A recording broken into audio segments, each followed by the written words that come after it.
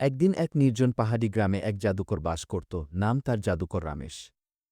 সে ছিল শান্ত স্বভাবের, কিন্তু তার জাদুর শক্তি ছিল অসাধারণ।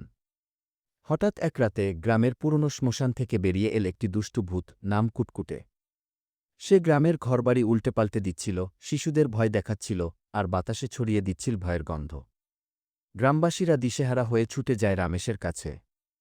রামেশ চুপচাপ তার জাদুকাঠি হাতে নিয়ে কুটকুটের খোঁজে বের হয়। কুটকুট তখন এক পুরনো বটগাছের তলায় দাঁড়িয়েছিল, গা থেকে ধোঁয়া উঠছে। জাদুকর রামেশ তাকে থামতে বললে ভূত হেসে বলে, তুই আমায় থামাবি? আয় দেখি। রামেশ তখন জাদুর ছড়া পড়ে এক আলো ছুঁড়ে মারে, কিন্তু কুটকুট সেটা গিলে ফেলে। এবার রামেশ বোঝে কুটকুটকে জোরে নয়, বুদ্ধি দিয়ে হারাতে হবে। সে একটি আয়না বানায় জাদু দিয়ে, আর কুটকুটকে বলে, তোর শক্তি এই আয়না আটকে যাবে। কুটকুট আয়নার দিকে তাকাতেই নিজেকে দেখে ভয় পেয়ে চিৎকার করে আর ওই আয়নার মধ্যেই আটকে যায়। গ্রাম আবার শান্ত হয়, আর জাদুকর রামেশ হয় গ্রামের নায়ক।